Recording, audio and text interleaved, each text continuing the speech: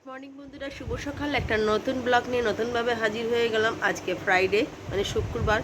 গতানুগতিক জীবন আরম্ভ হয়ে গেল সকাল থেকেই। তবে কি ছেলের ছুটিটা পড়ে গেছে, মানে পড়ে গেছে ও যাচ্ছে না দুদিন ধরে।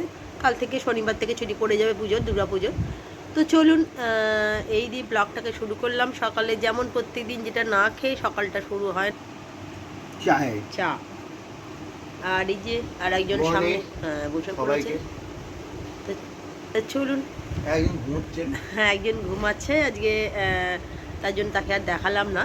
আমাদের দুজনকে দিয়ে আজ উঠেই পড়াশোনা শুরু করে দেবে বলেছে, তাই করছে।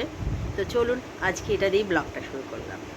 ছেলের জলখাবার রেডি করে ফেলেছি। আজকে হাজব্যান্ড অফিস যাবে, কিন্তু যেহেতু বাইরে কাজ বলে কোনো রকম টিফিন নিয়ে যাচ্ছে না। বাইরে টিফিন খাওয়াটা খুব অসুবিধে হয়। তো চলুন ছেলের জসলি রেডি করে ফেলেছি, ওকে দিয়ে দিই। লাঞ্চ রেডি হচ্ছে, সেটা দেখাবো। লাঞ্চে সেরকম কিছু যে করছি না, অল্প করেই যা করবো করে দেবো। চলুন। আজকে হচ্ছে আলু ডিমের ডালনা করছি, আর এদিকে হচ্ছে উচ্ছে ভাজা। আর কিছু আজকে করব না। এদিকে হবে উচ্ছে ভাজা আর আলু ডিমের ডালনা।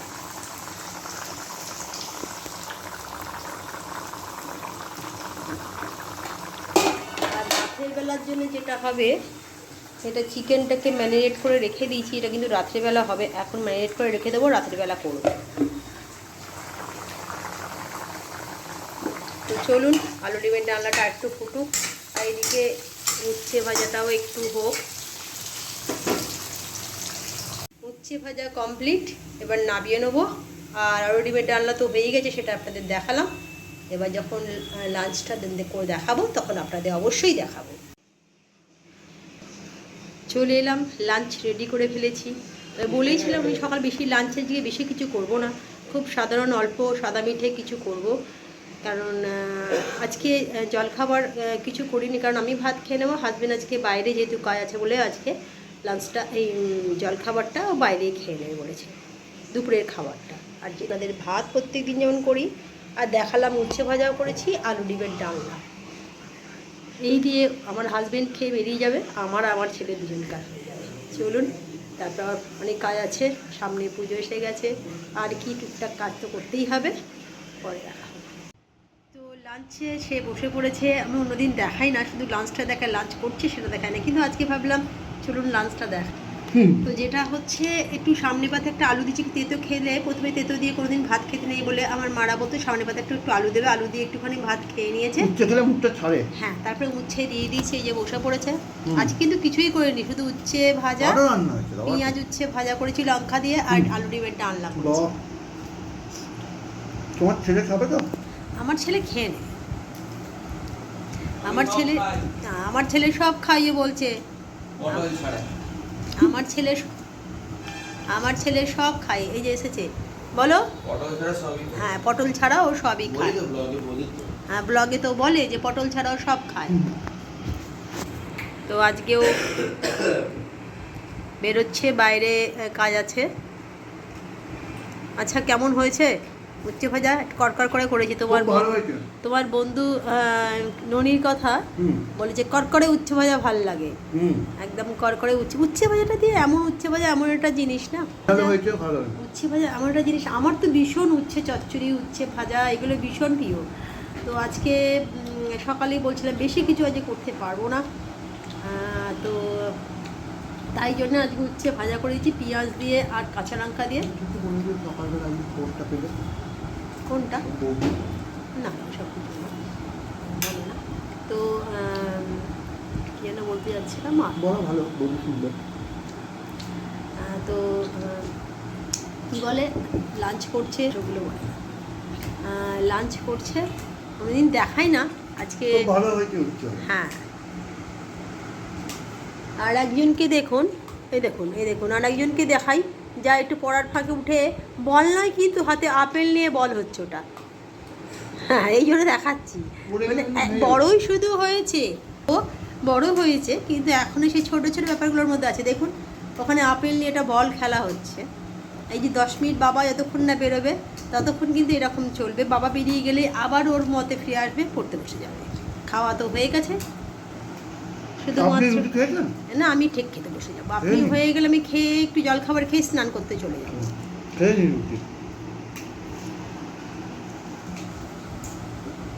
তো চলুন, তোমার শুধুমাত্র ডিমের ডালনাটা কেমন হয়েছে জানার জন্যই একটু বসে আছি। আচ্ছা তুমি খাও না। তো আজকে আর একটা কথা বলার আছে, যেটা হয়তো বলতাম না। আজকে সকালবেলা আমার বৌদি ফোন করেছিল হঠাৎ।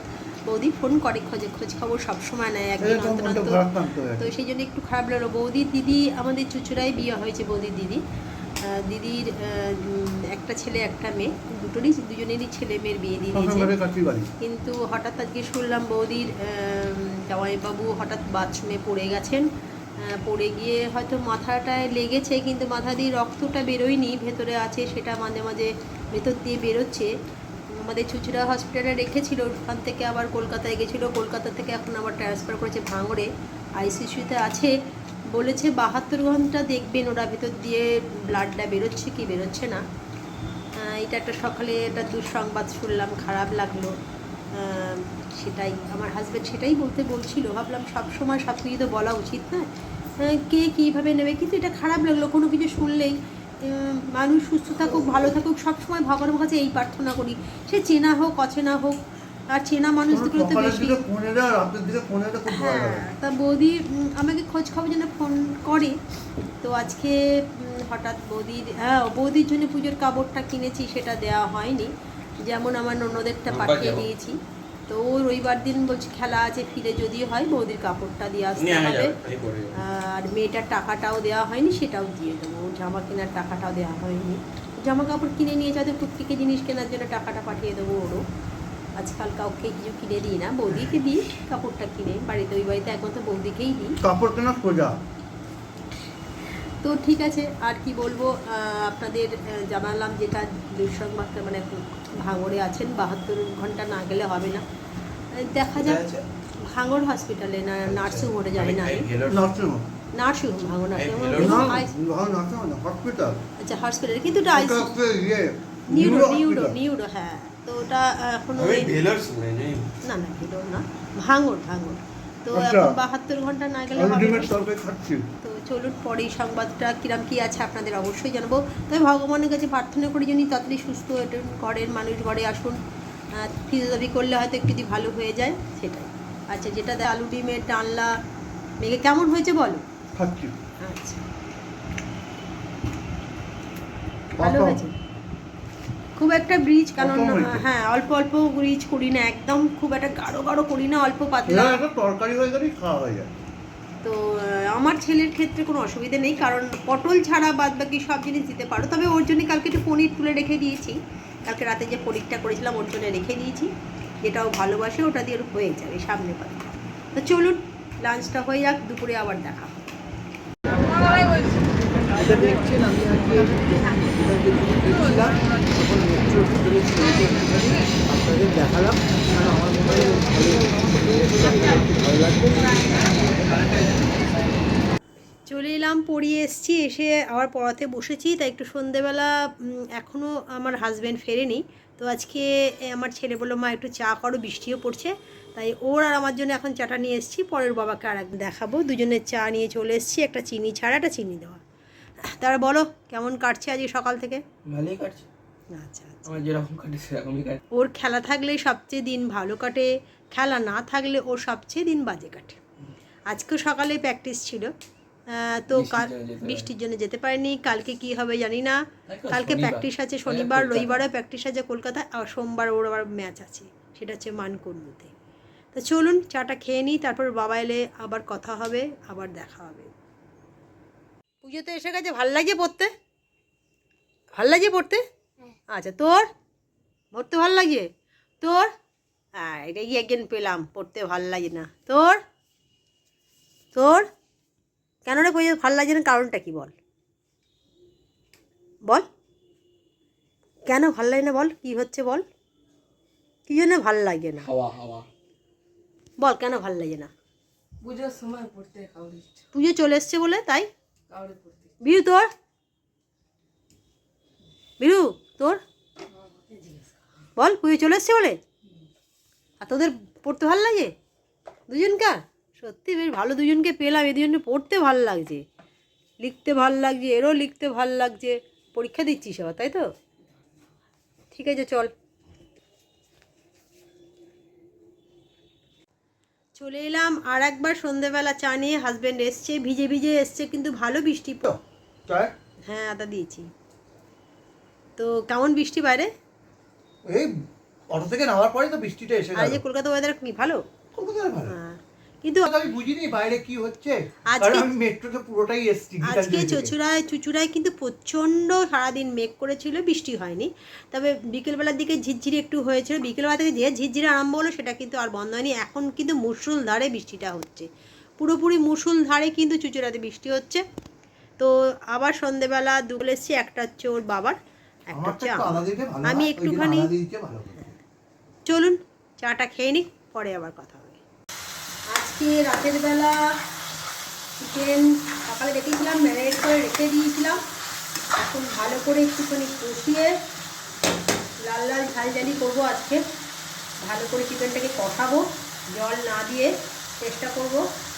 সমস্ত মশলা যে সকালে দিয়েছিলাম, আদা রসুন বাটা, পেঁয়াজ বাটা, হলুদ, লঙ্কার গুঁড়ো, কাশ্মীরি লঙ্কার গুঁড়ো, এমনি লঙ্কার গুঁড়ো, জিরে, ধনে এবং চিকেন কারি মশলা দিয়ে রেখে দিয়েছিলাম। এবার ভালো করে কষাবো, তেল ছেড়ে দেবে যখন তারপর দেখাচ্ছি। দেখতেই পাচ্ছেন মোটামুটি চিকেন আমার কমপ্লিট হয়ে এসছে, জলও মরে এসছে। এইবার যেটা দিয়ে দেবো সেটা হচ্ছে ধনে পাতাটা ওপর থেকে দিয়ে দেবো। ধনে পাতাটা দেওয়ার পর একটু চাপা দিয়ে দেবো, পরে আমি যখন সার্ভ করবো আপনাদের দেখাবো। এখন এটা দিয়ে একটু বন্ধ করে 5 মিনিট রাখবো।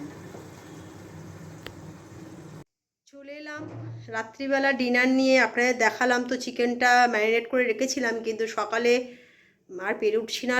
মানে পুজো চলে এসছে, পড়ানোর চাপটা লাস্ট, কালকে আর পরশু দিন দুটো দিন হলেই তারপরে ছুটি দিয়ে দেবো প্রত্যেককেই। আপ টু দুর্গা পুজোটা পুরোটাই পরশু রবিবারটা, হ্যাঁ রবিবারটা লাস্ট। তো চলুন এসে যেটা করলাম আপনাদের দেখালাম, চিকেনটা ম্যারিনেট করে সকালেই রেখেছিলাম, রাতের বেলা করলাম। তো আছি এই যে লাল লাল ঝাল ঝাল চিকেন কষা করেছি, ওবেলা আলু ডিমের ডালনা আছে যেটা আমি খাবো, আর ভাত খাবো এটা আমার, আর রুটিও আছে, বাবু একটু ভাত খেয়ে নেবে। এই দিয়ে আজকে রাতের আমাদের ডিনারটা, আর ফুলকপি একটু আছে। রাতের ডিনারটা এই যে বসে পড়েছে, দুজনেই বসে পড়েছে, বাবা ছেলে। করবো না, এই তো রান্না ভালো আছে তো রাতে। রোজই তো রান্না রাতে ভালো হয়, দিনেরটা যেমন তেমন করে চালিয়ে দিই, রাতেরটা একটু করার চেষ্টা করি। তো চলুন ব্লগটাকে বাড়াচ্ছি না, যদি ভালো লাগে লাইক কমেন্ট শেয়ার করতে হবে। ফেসবুকটা যারা যারা দেখছেন তারা অবশ্যই একটু ফলো করবেন।